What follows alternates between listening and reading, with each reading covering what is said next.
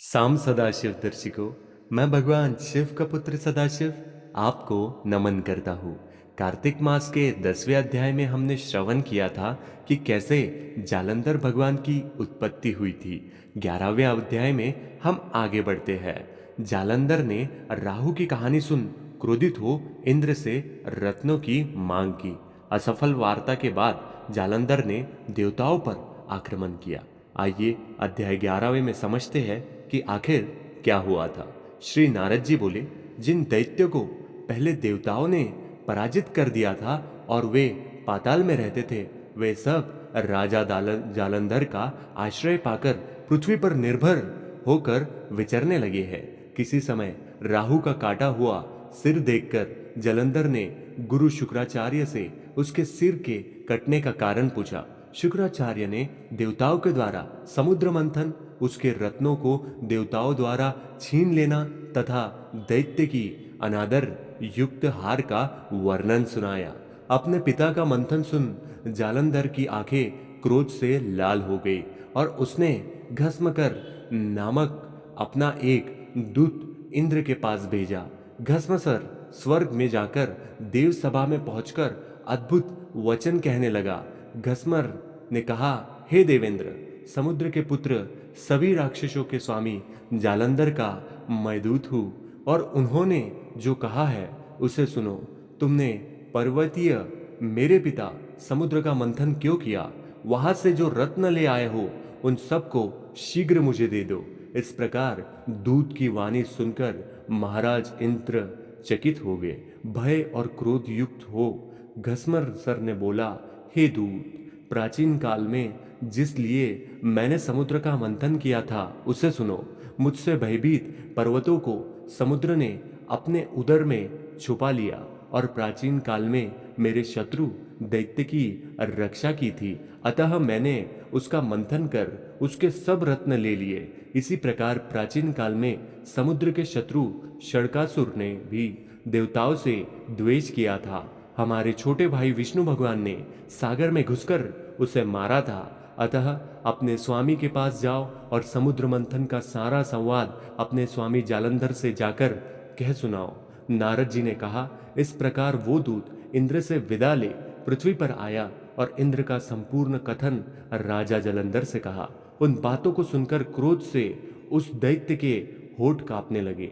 वो जालंधर देवताओं को शीघ्र पराजित करने के उद्यम में लग गया और उसके उद्यम के कारण प्रत्येक दिशा तथा पाताल से करोड़ों राक्षस इकट्ठे होने लगे। अपनी करोड़ों की सेना को साथ लेकर शुभ निशुभ दिग दैत्य वहां आ पहुंचे। उस राक्षस राज जलंधर ने स्वर्ग लोक जाकर नंदनवन पर अपना अधिकार कर लिया। तब देवतागण भी युद्ध के लिए स्वर्ग से बाहर निकले। देवताओं ने देखा कि प्रबल दैत्य की सेना ने अमरावती पुरी को घेर लिया है। अतः देवता और दैत्य की सेना में घमासान युद्ध होने लगा। मुसुल, परीक, बाण, गदा, शक्ति और फरसा से देवता दानव ने एक दूसरे पर दौड़ दौड़ कर आक्रमण किया। लड़ते लड़ते दोनों सोना शनि हो गए। रक्त की धारा बहने लगी। चोट खाकर गिरे हुए तथा घायल होकर गिरने वाले, रक्त से हुए हाथी, घोड़े, रथ तथा पैदल से वह संग्राम भूमि संध्यालय के मेघों के समान लाल हो गई। उस युद्ध में मरे हुए राक्षसों को शुक्राचार्य जी जलाने लगे। मृत संजीवनी विद्या से अभियंत्रित किए जल की बूंदों के द्वारा युद्ध में मरे हुए राक्षसों को शुक्राचार्य जी जलाने लगे। दूसरी ओर मरे हुए देवता भी जीकर उठने लगे। मरे हुए देवताओं को पुनः जीवित देखकर क्रोधित हो जालंधर ने शुक्राचार्य से कहा, अभी मैंने जिन देवताओं को संग्राम में मारा है वो फिर कैसे जीवित हो गए?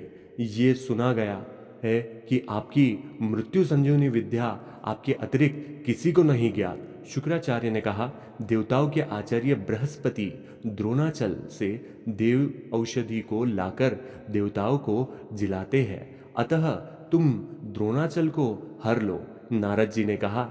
उनके ऐसा कहने पर जलंधर ने द्रोणाचल को लाकर समुद्र में फेंक दिया और स्वयं फिर देवताओं से महायुद्ध से संलग्न हो गया।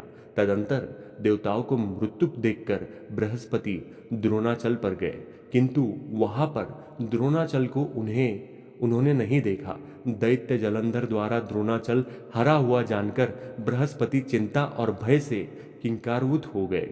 उष्ण श्वास लेते हुए बृहस्पति ने आकर दूर से ही कहा, हे देवगणों, आप लोग जल्दी भागिए, क्योंकि आप लोग इसे जीतने में समर्थ नहीं हैं। ये राक्षस श्री शंकर के अंश से उत्पन्न हुआ है।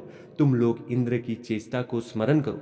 इस प्रकार बृहस्पति की वाणी सुनकर भय से व्याकुल होते हुए जालंधर राक्षस द्वारा मरते हुए सब देवता दशों दिशाओं में भागने लगे। देवताओं को भागता हुआ देखकर समुद्रपुत्र जालंधर तब सड़क बहरी तथा शब्द करता हुआ अमरावती नगरी में पहुंचा। राक्षसों को इंद्रपुत्री में अधिश्रेष्ठ देखकर राक्षसों से सताए हुए देवता कैलाश पर्वत की गुफा में जाकर रहने लगे। इसके पश्चात जालंधर इंद्र आदि के समस्त अधिकारियों पर शुभ आदि राक्षसों को अलग अलग अधिष्ठान कर स्वयं कैलाश पर्वत की गुफाओं में चला गया। और इसी प्रकार से अध्याय 11वां यही समाप्त होता है। कल हम जानेंगे कि आगे क्या होता है।